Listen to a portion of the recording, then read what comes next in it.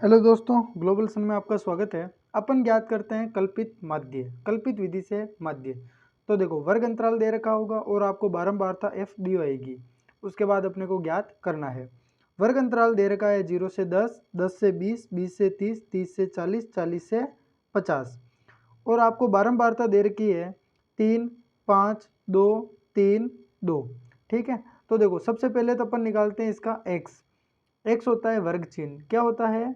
x होता है वर्ग चिन्ह। वर्ग चिन्ह कैसे निकालते हैं? पहली संख्या प्लस दूसरी संख्या बटेवा 2। मतलब इन दोनों को जोड़ना है और 2 का भाग देना है, अर्थात आधा कर लेना है। तो 0 और 10 को अपन जोड़ेंगे तो 10 आएगा, और 10 का अपन आधा करते हैं या 10 में 2 का भाग देते हैं तो 5 आता है। उसी प्रकार 10 और 20 को जोड़ेंगे 30, 30 का आधा होता है 15। ठीक है, 20 और 30 होते हैं 50, 50 के आधे होते हैं 25, तो यहाँ लिखना है 25। 30 और 40 होते हैं 70, 70 के आधे करेंगे तो 35। 40 और 50 होते हैं 90, और 90 के अपन आधे करेंगे तो 45 आ जाएगा। अपने को माध्य ज्ञात करना है कल्पित विधि से। कल्पित विधि में क्या करते हैं, इनको अपने को देखना है 1, 2, 3, 4, 5, इस प्रकार अपने को संख्या गिननी है।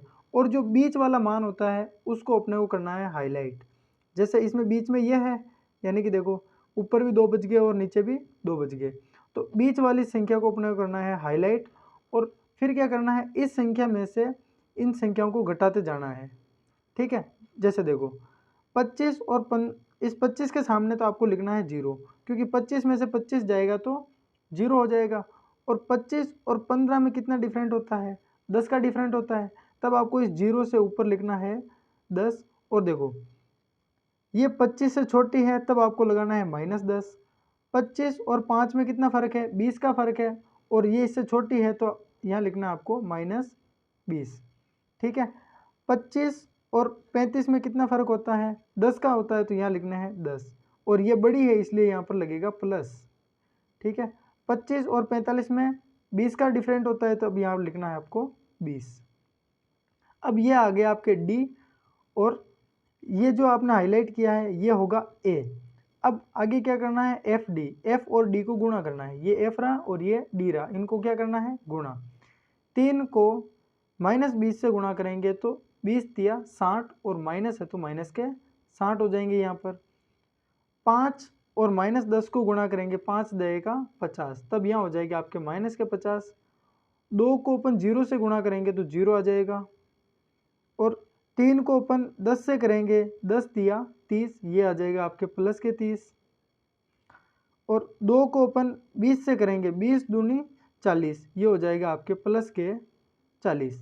अब आपको क्या करना है, माइनस माइनस को एक साथ जोड़ लेना है। देखो 60 और 50 होते हैं 110, तो कितना आएगा 110। और इन दोनों को अपन जोड़ेंगे, 30 और 40 होते हैं 70।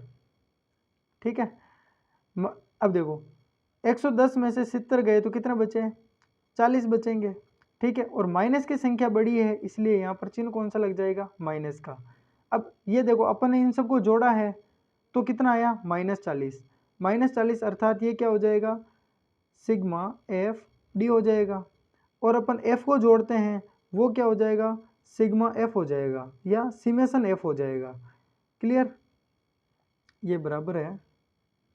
तो 3 और 5 8, 8 और 2 10, 10 3 13, 13 और 2 15। ठीक है, ये हो जाएगा। अब देखो कल्पित विधि में सूत्र होता है माध्य बराबर ए प्लस सिग्मा एफ डी, या सिमेशन एफ डी अपॉन सिमेशन एफ, ये वाला सूत्र होता है। ठीक है, अब देखो इसमें ए क्या है, ए जो आप हाईलाइट करोगे यहाँ पर वो क्या होगा, आपका ए होगा।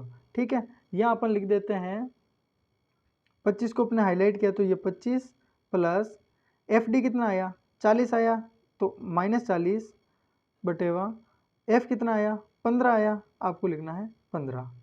ठीक है, अब अपन क्या करेंगे, इस 15 का भाग इस 40 में देते हैं। ठीक है, 40 में किसका भाग देना है, एक बार आप माइनस को छोड़ दो, भाग देना है आपका 15 का। 15 दूनी 30 दें, फिर माइनस करेंगे तो आ जाएगा आपके 10, फिर पॉइंट लगाएंगे, फिर यहाँ आ जाएगा 0, 15 छिक्के 90, फिर माइनस करेंगे तो कितना आ जाएगा 10। इस प्रकार ये 6 6 चलते रहेंगे। ठीक है, अब 40 में 15 का भाग दिया तो 2.66 उत्तर आया है। आपको लिखना है वापस 25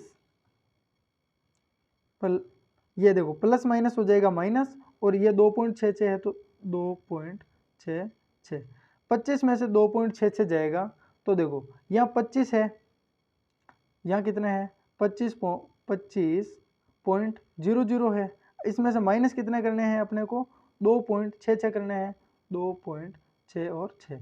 अब देखो 0 में से 6 नहीं जाता है, तब अपन क्या करेंगे यहाँ से उधार लेंगे, यहाँ हो जाएंगे 10, 10 में से 6 गए तो बचे आपके 4।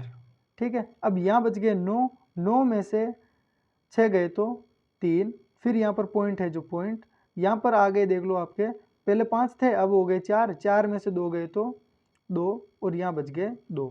इस प्रकार आपका मध्य हो जाएगा 22.34।